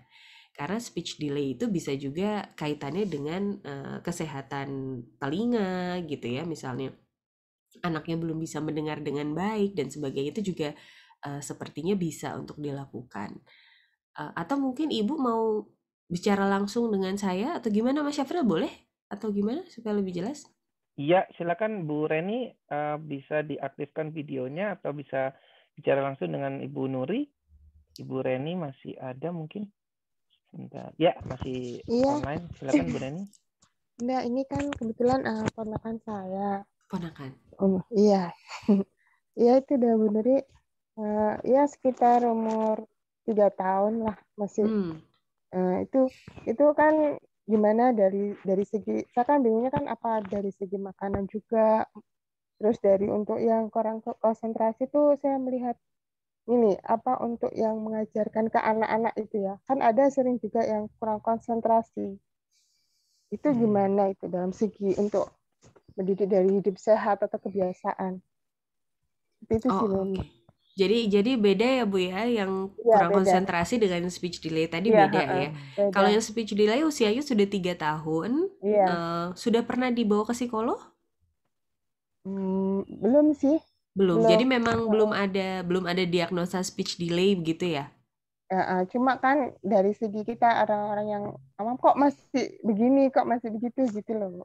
Iya, kalau misalnya usia sudah 3 tahun, boleh Ibu sebaiknya sih dibawa ke profesional ya kalau menurut saya. Karena nanti oleh psikolog akan dilakukan pemeriksaan, observasi tentu saja, terus ada beberapa pemeriksaan atau tes yang akan diberikan kepada anaknya. Dan kalau misalnya psikolognya ngerasa anak ini punya masalah dengan pendengaran itu tadi misalnya, biasanya akan dirujuk juga sih untuk coba untuk ke dokter THT dan sebagainya gitu. Jadi biar jelas sebetulnya penyebabnya apa. Uh, itu kalau yang speech delay sebaiknya dibawa ke profesional. Karena kita bisa aja sih menyarankan misalnya di rumah orang tuanya ngasih stimulus gitu ya, kasih stimulus komunikasi, sering-sering komunikasi dengan anak misalnya ya, komunikasinya harus dua arah gitu. Jadi dua arah tuh maksudnya gini, kadang kita merasa bahwa anak tuh paham yang kita sampaikan ya, misalnya adek ambilin itu bolanya, ambilin kasih ke bunda gitu ya, terus dia mau ngambilin gitu. Tapi sebaliknya pada saat anak minta ambilin sesuatu, dia itu cuma nunjuk aja, cuma yang bilang gitu. Terus kita sebagai orang dewasa, karena ngerasa udah paham, terus kita, mau diambilin bola, sini bunda ambilin gitu. Padahal itu padahal sebetulnya kita bisa stimulasi anak di situ.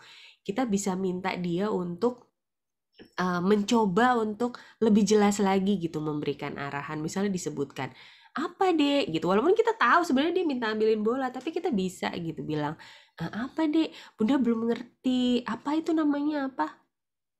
Misalnya dia belum bisa juga masih kita bilang bola gitu. Jadi dua arah gitu. Jadi selalu selalu berikan stimulasi dan peluang untuk anak juga menyampaikan dengan bahasa gitu, secara verbal, bukan hanya gesture-nya dia menunjuk dan sebagainya. Itu paling yang bisa dilakukan sama orang tua hal-hal yang sederhana semacam itu. Tapi kalau misalnya nanti keponakannya diajak ke psikolog, kalau memang betul didiagnosa speech delay, pasti juga akan dirujuk ke terapis wicara gitu, dan di sana jauh lebih intensif. Jadi memang otot-otot mulutnya dilatih gitu. Itu bisa saja. Kalau tadi Bu Reni tanya ada nggak hubungannya sama makanan gitu, mungkin saja gitu, karena untuk bisa bicara otot-otot mulut kita kan harus kuat ya. Kita untuk bikin bunyi A, B, C, D itu udah beda lagi kan, otot yang digunakan gitu di mulut kita. Sehingga otot ini harus terlatih. Salah satu cara melatihnya gimana gitu? Ada hubungannya dengan makanan, misalnya dengan makanan yang bertekstur, makanan yang nggak selalu lembek gitu. Itu kan bisa aja ya, ada anak-anak yang misalnya nggak suka makan yang keras-keras gitu. Jadi dia memang senengnya makanannya dialusin gitu, makanannya yang lembut-lembut sehingga tidak terlatih. Itu bisa saja. Tapi untuk lebih pastinya memang lebih baik dibawa sih ke profesional gitu, Ibu. Kalau yang speech delay cukup menjawab? Iya, Bu. Apa juga pengaruh ini ya kesibukan orang tua? Kadang kan anak ditontonkan dengan ibunya sibuk terus adanya nonton TV gitu. Itu pengaruh juga. Mungkin saja ada pengaruhnya, tapi menurut saya sedikit sih ya. Artinya gini, stimulasi itu atau rangsangan untuk dia berbicara itu bisa datang dari mana aja. Bisa dari orang tuanya, kalau orang tuanya punya waktu yang cukup untuk sering ngajak dia ngobrol, sering bacain buku gitu. Itu bisa dari orang tuanya. Tapi kalau misalnya orang tuanya kerja, anggaplah dua-duanya bekerja. Sehingga yang ada di rumah itu hanya siapa ya yang bisa nemenin tuh orang lain gitu. Itu bisa aja sih berpengaruh kalau misalnya orang itu kurang aktif gitu dalam mengajak anak berinteraksi. Anaknya cuma nonton TV aja, sebenarnya dari nonton TV juga anak harusnya banyak dapat paparan bahasa sih gitu. Atau dari gadget, misalnya dia ngelihat video-video, dia nyanyi-nyanyi lagu-lagu, itu sebetulnya dapat paparan bahasa juga gitu secara verbal gitu. Jadi menurut saya itu juga bentuk stimulasi. Hanya saja memang akan lebih optimal kalau misalnya langsung orang gitu ya yang ngasih stimulasi ke anaknya gitu. Jadi bukan melalui alat. Jadi mungkin saja kalau ditanya ada pengaruhnya nggak orang tuanya bekerja dua-duanya atau terlalu sibuk gitu, bisa aja. Lagi pula speech delay itu juga ada juga yang dipengaruhi oleh genetis gitu. Jadi mungkin kalau kami psikolog, untuk pada saat misalnya anaknya datang, pasti akan ditanya dulu orang tuanya ada nggak yang juga misalnya bicaranya baru di usia berapa gitu, di usia 3 tahun atau gimana. Itu pasti akan kami tanya dulu. Karena ada pengaruhnya, walaupun persentasenya berapa itu kami nggak terlalu didalami ya, tapi bisa saja ada pengaruh ke situ juga gitu. Kalau yang kurang konsentrasi, Bu Nuri? Kurang konsentrasinya contohnya gimana, Bu Reni? Umur berapa anak-anak ini? Ini misalnya untuk anak yang SD gitu. Nah, itu kan apa dari kebiasaan hidup saya juga berpengaruh juga atau bagaimana? Kebiasaan hidup sehat berpengaruh atau enggak? Kalau saya pikir mungkin Mas Syafril nanti bisa bantu ya. Kalau misalnya anak yang kurang nutrisi gitu, apakah berpengaruh pada konsentrasinya? Kalau menurut pendapat saya yang orang awam kesehatan, oh iya pasti gitu. Akan berpengaruh terhadap kemampuan dia menyerap pelajaran, kemampuan dia berkonsentrasi, dan sebagainya. Atau mungkin karena itu tadi, karena waktu istirahatnya kurang gitu, sehingga dia udah ngerasa lelah, udah low energy. Jadi untuk konsentrasi tuh buat dia susah sekali. Itu udah perjuangan gitu buat dia. Jadi kalau ditanya ada nggak pengaruhnya hidup sehat dengan konsentrasi, jawaban saya iya ada gitu. Tapi pengaruhnya apa dan bentuknya seperti apa, ya itu dia yang harus dilihat anak per anak, itu kan pasti beda ya gitu. Kondisi pola hidup sehat yang dia jalani juga seperti apa, itu nanti juga akan mempengaruhi. Tapi patokan kita sebenarnya ini sih Bu Reni, kalau misalnya anaknya usia SD, ada sih cara gampang ya, walaupun tidak seplek-plek itu gitu. Jadi ada cara gampang untuk ngecek range konsentrasi anak, yaitu dengan dikali 2 dengan usianya gitu. Jadi misalnya anak usia SD katakanlah 6 tahun ya, 6 tahun kali 2 12 menit gitu. Jadi paling tidak anak umur 6 tahun itu dia bisa mempertahankan konsentrasinya selama 12 menit. Itu udah bagus gitu. Tapi ini untuk hal yang memang menarik minatnya ya. Karena kembali lagi, kalau misalnya dia nggak berminat, pasti kurang dari itu gitu dia bisa berkonsentrasi. Tapi jadi kalau misalnya kita perhatiin aja, misalnya dia sukanya main puzzle, kita lihat nih pada saat main puzzle dia bisa nggak nih sampai 12 menit atau malah lebih. Nah itu berarti sebenarnya dia nggak punya masalah dengan konsentrasi. Tapi dia main puzzle oke, tapi pas ngerjain PR ya baru 5 menit udah kabur-kaburan. Nah itu bukan masalah konsentrasi ya itu. Tapi mungkin masalah gimana cara kita dampingi dia pada saat ngerjain PR sehingga buat dia itu nggak terasa membosankan atau melelahkan gitu. Berarti minat itu berpengaruh ya sebenarnya dalam ngaruh. Oh ngaruh Bu Reni. Jadi misalnya ini anak kan ada yang cerita, oh aku guru ini nggak suka. Jadi kadang akhirnya nggak suka pelajaran itu gitu. Jangankan anak-anak, kita juga sering kayak gitu ya nggak sih? Kita juga sering kayak gitu. Jadi kita baru mau dengerin pendapat dari orang yang kita suka. Kalau kita udah keburu nggak suka sama orangnya, ngomong apa sih dia? Jadi supaya bisa untuk meningkatkan konsentrasi anak itu bagaimana? Kalau cara meningkatkan konsentrasi anak, ya sebenarnya yang gampang itu adalah dengan bertahap gitu ya. Jadi bertahap. Misalnya apa nih? Kita mau meningkatkan konsentrasi dia dalam membaca misalnya. Kita kasih satu buku gitu ya. Satu buku, kita pengen dia setiap hari baca buku itu. Tapi di hari pertama sampai hari ketiga misalnya, kita kasih dia waktu at least 2 menit gitu. Nggak apa-apa 2 menit mah. Kalau dia pertamanya nggak suka baca buku tapi dia bisa baca sampai 2 menit itu udah bagus. 2 menit. Jadi hari pertama sampai hari ketiga 2 menit. Nanti 3 hari berikutnya kita tambah waktunya. Kira-kira bisa nggak Kak? Kalau perlu dibikin challenge gitu.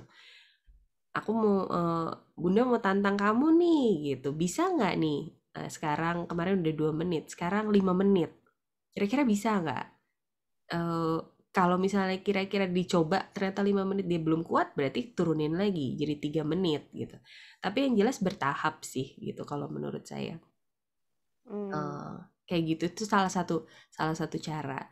Terus bisa juga dengan pilih permainan-permainan yang memang butuh konsentrasi tinggi gitu. Jadi kalau misalnya dia tidak konsen, dia nggak akan bisa sukses mainin itu gitu. Ya misalnya yang gampangnya ya memang puzzle ya. Kalau puzzle, kalau dia nggak konsen, Ya pasti itu. akan lama banget gitu. Pasti akan susah gitu untuk menyelesaikannya. Itu juga bisa dicoba. Ya. Gitu Makasih sih. banyak deh bener ya atas ilmunya. Sama Bu Reni, ya makasih saya juga berbagi, saya juga belajar banyak hari ini. Makasih. Baik, ini ada pertanyaan dari Pak Agung, mungkin cuma diulang aja. Tadi saya lupa berapa hari proses untuk merubah habit. Itu yang tadi 21 hari ya mungkin. Iya, Bu Nuri ya. betul 21 hari Mas Afril, Pak Agung, iya. Baik, dari Mbak Eka, Assalamualaikum, mau nanya bagaimana cara untuk anak yang masih ASI karena usia sudah semakin menambah ingin stop ASI yang baik. Ini di luar tema, tapi silakan dari Bu Nuri, apakah hendak menjawab? Ingin stop ASI ini biasanya di usia 2 tahun berarti ya Mbak Eka ya? Anaknya udah menjelang 2 tahun terus pengen di stop atau bagaimana? Kan biasanya ASI eksklusif tuh 2 tahun ya. Iya benar 2 tahun. Masalahnya apa Mbak? Maksudnya ini anak pertama. Iya. Ini Terus, kan biasanya kan kalau 2 tahun itu ASI dari ibunya juga kan berkurang gitu. Terus ingin bantu support gitu. Sepertinya anaknya untuk support itu agak berkurang, maunya ASI aja gitu. Jadi ingin stop itu kayaknya untuk anaknya ini sepertinya agak sulit gitu untuk yang baiknya kan biasanya kalau untuk ibu-ibu dulu kan dikasih apa nih gitu untuk anaknya supaya bisa stop ASI begitu. Maksudnya dikasih ini, maksudnya kayak dikasih pahit-pahit iya gitu yang ya. pahit-pahit gitu ya. Iya, Aduh, iya benar. mending tega.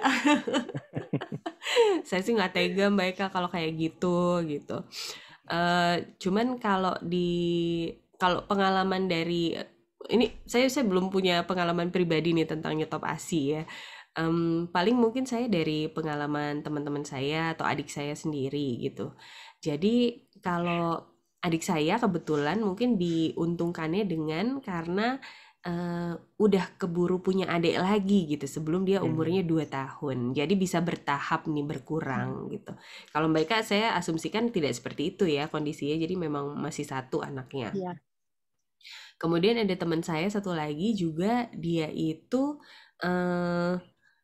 udah mulai ngurangin. Jadi begitu anaknya usianya udah 1,5 gitu ya atau sekitar 20 bulanan lah, belum sampai 24 bulan, dia udah mulai ngurangin dan udah dikombinasikan dengan sufor.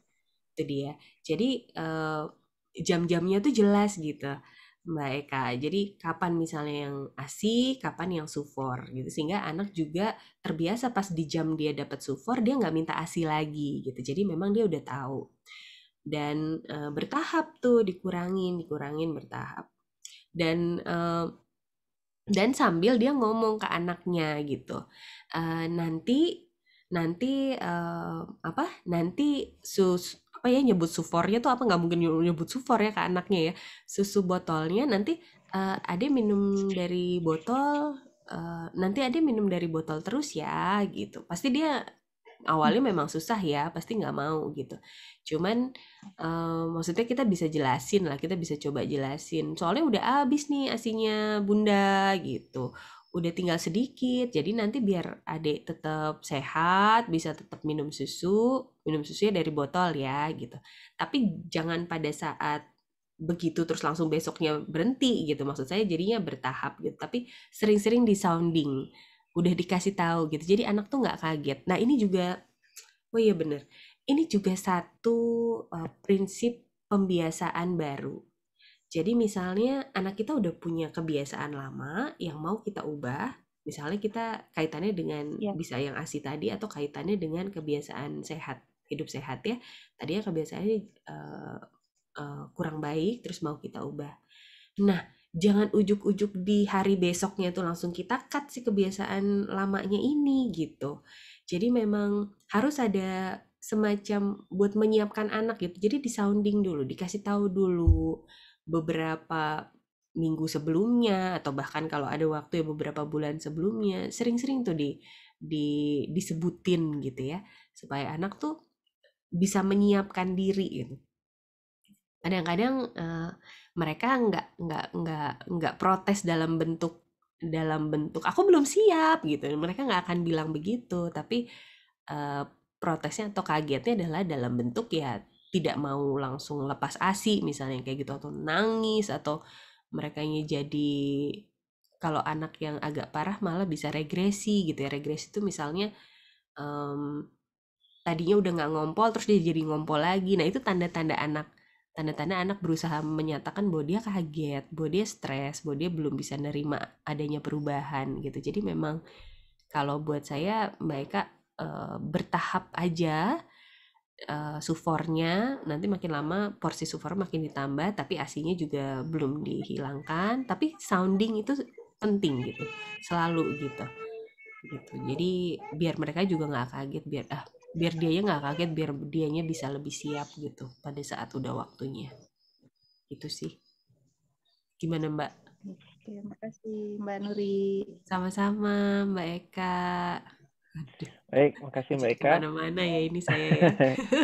Ini sudah pukul 12 kurang, jadi insya Allah kalau memang tidak ada pertanyaan lebih lanjut, kita bisa akhiri.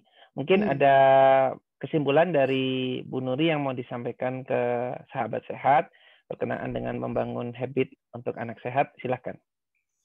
Kesimpulan saya yang tadi aja sih Mas Syafril dari slide ini tadi. Jadi kita mulai dari mana? Dari awal. Tapi awal bagi setiap orang tuh beda. Jadi titik awalnya adalah yang paling realistis, yang paling mungkin saya lakukan sekarang, yang paling mudah bagi saya dan juga bagi anaknya. Mulai dari siapa? Mulai dari diri sendiri. Ini saya jadi ngingetin lagi bahwa kita itu contoh terbaik buat anak-anak. Apalagi tadi Mas Syafril bilang pandemi ya. Pandemi ini bikin kita hampir 24 jam bareng anak terus gitu. Jadi mereka ngelihat kita terus gitu. Jadi bener-bener ini orang tua harus jadi contoh yang baik nih buat anak-anak. Mulai dari kapan? Mulai dari sekarang. Jangan ngerasa terlambat, jangan ngerasa udah terlanjur gitu, enggak. Mulai aja dulu dari sekarang. Paling itu Mas, itu aja sih dari saya. Mudah-mudahan bisa bermanfaat. Terima kasih banyak dari Bu Nuri dan dari Children Cafe. Alhamdulillah kita juga sudah beberapa kali kerjasama. Jazakallah khairan katsira kepada Bu Nuri dan Children Cafe. Untuk yang ingin menanyakan lebih lanjut berkenaan dengan konsul tentang anak maupun remaja, silakan seperti yang di slide pack bisa ke Instagramnya dari Children Cafe ID, dan bisa follow Instagramnya. Di situ akan ada informasi bagaimana untuk melakukan konsul. Betul. Untuk dari para anggota maupun yang non anggota, saya harapkan sesi hari ini bisa berguna dan memberikan manfaat. Mumpung kita pandemi, kita juga perdalam ilmu supaya lebih banyak ilmu yang kita pakai investasi kita insya Allah di dunia dan di akhirat. Amin. Baik, saya ucapkan terima kasih jazakumullah khairan katsira kepada seluruh peserta hari ini yang sudah mengikuti, baik dari anggota maupun yang non anggota. Yang non anggota saya harapkan bisa segera menjadi anggota supaya bisa mendapatkan pelatihan rutin untuk sehat secara sunnah, sehat dengan herbal, dan juga beberapa pendalaman Tibun Nabawi serta pendalaman materi-materi untuk sehat seperti yang hari ini kita adakan. Baik, itu saja dari saya. Saya Syafril Ramadian, dan dari Bu Nuri kita pamit. Untuk ada pertanyaan lebih lanjut bisa ke support@komunitassahabatsehat.com. Kita ucapkan atau kita baca doa penutup majelis. Subhanakallahumma wa bihamdika asyhadu alla ilaha illa anta astaghfiruka wa atubu ilaik. Assalamualaikum warahmatullahi wabarakatuh. Waalaikumsalam warahmatullahi wabarakatuh. Terima kasih Mas Syafril sudah kasih, mengundang saya. Bu Nuri. Terima kasih. Ustadz. Semoga bermanfaat. Terima kasih. Pamit.